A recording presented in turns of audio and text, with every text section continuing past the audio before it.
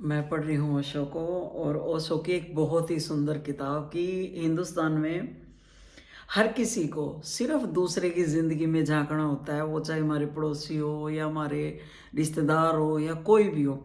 हम कभी भी अपनी ज़िंदगी को नहीं देखते, अपने अस्तित्व को नहीं खोजते, सिर्फ दूसरे को देखते हैं कि दूसरा क्या कर रहा है। इसके ऊपर बहुत सुंदर उन्होंने एक बात कही कि ओशो कहते हैं कि मेरे एक डॉक्टर मित्र इंग्लैंड एक मेडिकल कॉन्फ्रेंस में भाग लेने गए थे। तो वहाँ एक बहुत बड़ा खुले पार्क में सेमिनार हो रहा था। कोई 500 डॉक्टर इकट्ठा थे, बातचीत चल रही थी, खाना पीना चल रहा था। लेकिन उसके पास के बेंच पर एक युवक और एक युवती गले में हाथ डाले हुए अत्यंत प्रेम में लीन आंख बंद करे हुए बैठे थे। तो मेरे दोस्त के प्राणों में तो बेचैनी हो गई। भारतीय डॉक्टर बार बार झांक झांक कर उनको देखे, खाना खाते हुए उनको देखे, और उसका ध्यान किसी कॉन्फ्रेंस की तरफ नहीं था। वो सिर्फ उन दोनों को ही देख रहा था। और उसके मन में बार बार ये गुस्सा आ रहा था कि पुलिस भी यहाँ है, ये इनको रोक क्यों नहीं रही है, क्या बेहूदगी है, कैसा अश्लील देश है ये कि ये क्या हरकतें कर रहे हैं और कोई इनको रोक भी नहीं रहा है। और मेरी तो बर्दाश्त के बाहर है ये।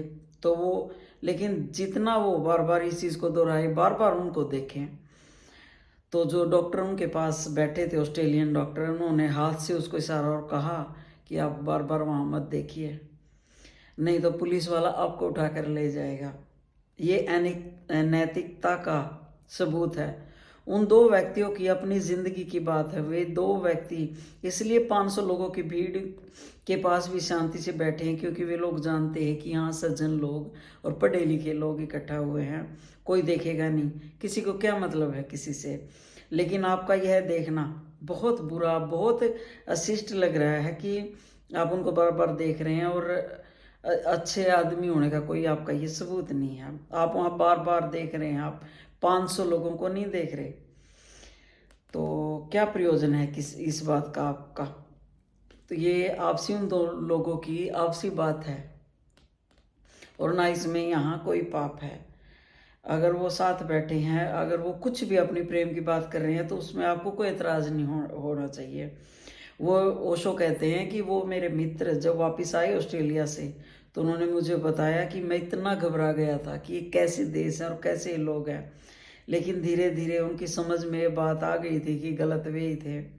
क्योंकि ओशो कहते हैं कि हमारा पूरा मुल्क एक दूसरे की दरवाजे में की होल रखना चाहता है, जिसमें से वो झांक रहा है कहाँ क्या हो रहा है, कौन क्या कर रहा है, कौन कहाँ जा रहा है, कौन किसके साथ है, कौन किसके गले में हाथ डाले, कौन किसके हाथ में हाथ लिए। क्या बदतमीजी है ये, क्या है ये सब, ये क्यों हो रहा है, क्या हो रहा है। क्योंकि भीतर हम जो अपने दबाते हैं ना, वो सब तरफ हमें दिखाई पड़ता है, लेकिन ऊपर से हम उसको ढक देते हैं। दूसरों में जब वो चीज़ हम देखते हैं तो हम उस चीज़ को सहन नहीं कर पाते।